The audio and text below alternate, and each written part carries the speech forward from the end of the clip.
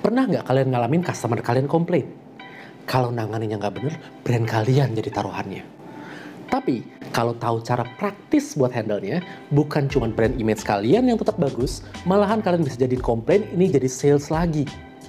So, pastiin kalian stay tune sampai habis soalnya gue bakal bagiin 7 langkah praktis buat turn customer complaints tadi menjadi sales. Yang pastinya ini praktis banget buat diterapin di tim kalian. Mau bisnis kalian startup digital atau konvensional, pastinya juga bisa dipakai. So, let's start.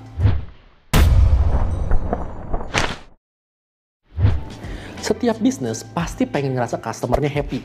Tapi sebagus-bagusnya kalian service customer kalian, pasti ada aja yang komplain. Which is sebenarnya good banget. Soalnya ini artinya dia ngomong langsung ke kalian, bukan sama orang lain di belakang kalian. Ya iya sih, kalaupun before dan after dia komplain ke kalian, dia ngomong juga ke yang lain, kita nggak tahu.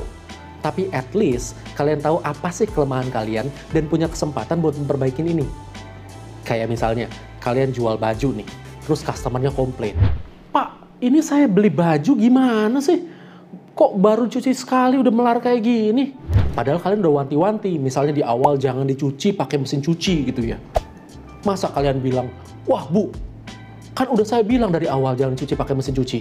Ibu yang salah kalau kayak gini, kita nggak bisa tanggung apa-apa. Ngamuk yang ada customer kalian. Terus ngomong deh ke yang lain, brand image kalian bakal turun. Atau bisa juga, kalian bisnis kos-kosan nih ceritanya. Biasanya orang bayarnya di awal bulan kan. Terus kali ini masuk customer baru buat stay di kosan kalian. Pas dia masuk, ternyata kamarnya bocor. Komplain deh dia. Ini kok bocor sih kamarnya? Kan saya udah bayar 1 bulan buat kamar yang bagus. Kok ini dapatnya kamar yang bocor kayak gini? Gimana saya bisa tidur kalau bocor kayak gini? Nah, komplain-komplain kayak gini bagus sih. Kan dia ngomongnya langsung ke kalian.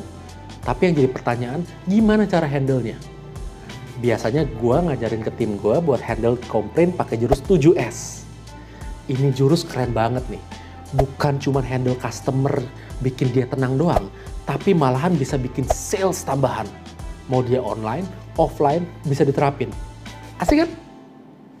So, S yang pertama itu, sikap. Kalau customer kalian komplain, bisa-bisa kalian tuh tiba-tiba ngebeku nih kalau nggak siap nih.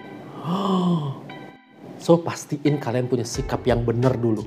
Jadi sikapnya nggak boleh nunduk, bersalah gitu ya. Nggak boleh juga kayak mau nantang balik gitu. Wah, ini bisa perang bintang nih kayak gini nih. Tapi coba sikapnya sikap rendah hati. Tatap matanya pakai mata yang care. Siap buat nyimak semuanya. Badannya rileks saja. Nggak usah kaku, tegang-tegang. Tapi jangan lemas juga. Intinya sikap yang tunjukin itu sikap yang peduli. Mau dengerin dengan baik kayak kalian mau dengerin best friend kalian curhat lah gitu. Dan jangan lupa juga pasang senyum yang tulus. Ingat, senyum tulus itu punya power yang awesome. Kalau kalian senyum, orang bakal ngerasa diterima. Nggak ditantang balik. Tapi senyumnya biasa aja. Nggak usah senyum yang kayak over gitu. Gitu ya. Ya biasa aja, yang penting dia ngerasa kalian tuh pengen ngelayanin dia dengan sepenuh hati kalian. Tapi gimana kalau online? Orang yang komplain di online kayak WhatsApp, email kan nggak bisa lihat kita senyum. Percaya deh, kalaupun online, kalian ngetik balesan atau ngomong dari telepon pakai senyum, kerasa juga kok sampai customer kalian. Berasa lebih hangat gitu responnya. So, pastiin sikap kalian udah bener, terus ngelayaninnya pakai senyum. Setelah itu, baru kita masuk ke S yang kedua, which is simak. Simak ini bukan cuma dengerin biasa ya, tapi benar-benar menyimak dengan benar. Atau biasa disebut dengan listen actively. Jadi siapin kuping, hati, pikiran. Customer ini cerita, dengerin. Nggak jelas, tanya baik-baik biar clear. Biar semua apa yang ada di hatinya benar-benar keluar.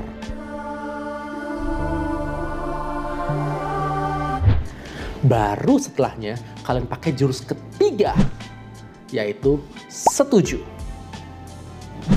Nah ini yang ngebeda ini. Manusia normal kalau ngadepin orang komplain, kemungkinan gede reaksinya kalau nggak marah balik, ya takut. Terus minta maaf gitu ya. Tapi ironisnya, mau kalian minta maaf kayak gimana pun juga, customer kalian kemungkinan gede masih marah aja. So, buat lebih powerful, kita pakai framingnya NLP. which is kalau di NLP sering disebutnya dengan agreement frame. Jadi intinya kalau orang lagi kasih argumen, emosinya tuh lagi tinggi. Kayak udah siap-siap pasang kuda-kuda defensif nih. Nih lawan mau bicara apa nih? Mau ngedebat apa nih sama gue nih? Ayo, sini maju lo. Gue siap berantem. Kayak gitulah kira-kira ya. So, kalau kalian tiba-tiba bilang, setuju Pak. Langsung tuh runtuh tembok emosinya. Kaget gitu ya. Dari yang marah emosi tinggi, jadi bingung. Kok nih orang bukan lawan balik, malah setuju sama gue? Dia ada di pihak gue ya? Kalau udah kayak gini, customer kalian bisa lebih terbuka sama solusi-solusi yang bakal kalian kasih. Jadi again, waktu customer kalian kasih komplain, marah-marah, kalian listen actively. Terus kalian bilang, setuju Pak, kalau saya jadi Bapak, saya juga bla bla bla bla bla. Ingat, ini fokus sama apa yang dia rasain ya. Jangan ngejelekin produk atau jasa tim kita. Bukan gitu. Tapi fokus setuju sama feelingnya dia. Misalnya kalau di contoh sebelumnya tadi ya, kalian bisnis kos-kosan. Terus ada yang komplain gara-gara bocor. Nah, kalian coba nanggepinnya bukan minta maaf duluan atau marah balik gitu ya. Tapi pakai, setuju Kak. Kalau saya jadi kakak, saya juga bakal ngerasa kecewa banget. Percaya deh, ini hasilnya bakal bumi dan langit. So again, S yang ketiga ini penting banget buat ngerubah arah emosinya. Yaitu setuju. Nah selanjutnya, setelah kita setuju mesti ngapain nih? Setuju doang kan nggak nyelesain masalah. Berarti masuk ke S yang keempat, yaitu seandainya. Nah, S yang keempat ini tujuannya adalah buat isolasi masalah sama isolasi apa sih yang diharapin sama customer kalian. Di sini juga kalian sekalian masukin apa sih yang kalian harapin. Ini bisa jadi momen buat balikin dari komplain tadi jadi sales. Asik kan? Tadinya komplain, malah jadi sales tambahan buat kalian. Rumusnya adalah seandainya bla bla bla bla, maka bla bla bla bla kan Pak. Misalnya kalau kasus kos-kosan tadi, kalian bisa bilang gini, setuju Kak, seandainya khusus buat kakak saya upgrade kamar kakak jauh lebih baik, maka boleh kan saya minta testimonial kakak? Atau bisa juga kayak gini, setuju Kak, seandainya saya bisa upgrade kamar kakak ke yang jauh lebih baik, dan kakak dapat harga yang jauh lebih menarik, maka kita bisa kontrak langsung jadi 3 bulan kan Kak? Asik kan? Tadinya customer ngomel-ngomel, kalian bisa balikin, malah jadi testimoni positif yang bisa kalian pakai buat narik customer lagi ke depannya. Malah bisa dapat pelanggan setia yang langsung kontrak 3 bulan, nggak per bulan lagi. Kalau kalian nggak isolasi dulu, apapun solusi yang kalian tawarin, dia bisa aja terus ngelak. Ngomel-ngomel lagi gitu ya, ngelak lagi, ngomel lagi. Atau bisa jadi kalian ngasih solusi yang nggak sesuai sama ekspektasi dia. Jadi useless. So ingat, sebelum kasih solusi, always ingat S yang ini, seandainya. Baru setelahnya kalian bisa kasih solusi lengkapnya. Yang ini artinya masuk ke S yang kelima, yaitu solusi. Di step ini baru deh kalian tawarin solusi buat komplainnya. Tapi jangan asal ngasih solusi. Kasih solusi yang sesuai sama ekspektasi customer kalian yang komplain tadi. Kan tadi kalian udah simak keluhannya. Listen actively. Ini bisa kelihatan arahnya kemana, apa yang dia butuhin buat jadi solusi. Am I still okay with you guys? Langsung aja tawarin itu jadi solusinya. Tapi ingat, sebelum ngasih solusi, kalian isolate dulu problem dan arahnya di step sebelumnya. Jadi nggak ngerembet kemana-mana lagi. Nah, kalau udah dikasih penawaran solusi dari kalian, baru kalian bisa masuk ke step ke-6, which is suhu. Suhu di sini maksudnya kita tuh ngukur suhu customer yang komplain tadi. Jadi ini tuh beneran kayak kita lagi ngukur suhu gitu ya. Kan kalau kita ngukur suhu artinya kita mau ngecek, udah sehat belum nih orang? Same like this, kalian cek suhu customer kalian, udah pas belum? Jadi dalam konteks ini, udah puas belum? Udah happy belum? Udah oke belum sama percakapan kalian?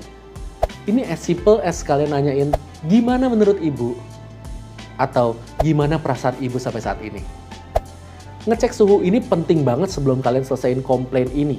Dan masuk ke tahap terakhir nanti. Kalau kalian nggak cek dulu suhunya, yang ada nanti mereka belum puas, terus masih ngomong di belakang. Mending kalian kelarin semuanya di sini. Kalau dia masih belum puas, kalian bisa ulang lagi tahapannya. Pasang sikap yang benar, terus simak lagi keluhannya, terus lanjut ke S yang berikutnya. Ingat kan? Tadi ada sikap, simak, setuju, seandainya, solusi, terus cek lagi suhunya. Kalau suhunya udah pas nih, alias dia udah oke, kalian masuk ke S yang terakhir, yaitu saving. Saving ini biasanya orang nyebutnya closing, tapi gue nyebutnya saving. Ini maksudnya biar mindsetnya mesti menyelamatkan atau saving. Kita mau bantu dia, bukan cuma sales doang. Kalau mindsetnya membantu, kita pasti mau kasih yang terbaik. Bukan cuma hit and go doang. So saving ini step terakhirnya. Di sini kalian eksekusiin solusi sama feedback yang tadi kalian udah sepakatin bareng. Jadi kalau kasus kosan di atas tadi kan, misalnya dia udah sepakat nih, kalau kalian bisa kasih kamar baru dengan offer yang lebih bagus, dia sepakat untuk kontrak 3 bulan langsung misalnya kan tadi kan. Nah berarti di sini saatnya kalian tunjukin kamarnya yang mana, terus juga kasih penawaran yang udah kalian janjiin. Terus abis itu langsung kasih kontrak, suruh dia tanda tangan. Remember, karena ini konsepnya saving, jadi semuanya harus win, win, win. Customer kalian menang dapat solusi, kalian juga menang, brand image kalian tetap bagus, malah bisa dapat sales tambahan. Stakeholder yang lain juga win, karena misalnya nggak usah denger ribut-ribut, nggak usah dikorbanin, atau ngerasa nggak adil. Win, win, win, 3 kali winnya. Well guys, itu dia 7S atau 7S yang bisa kalian terapin di tim kalian biar bisa turn complaints into sales. Gue ulang ya, sikap, simak, setuju, seandainya, solusi, suhu, baru yang terakhir, saving. Gue udah nerapin 7S ini di tim gue dan hasilnya bumi dan langit dari sebelumnya. Kalau kalian masih ada pertanyaan atau mungkin mau share pengalaman handle customer yang komplain, langsung aja tulis di kolom komen di bawah ini ya. So, thank you for watching and I'll see you on the next video.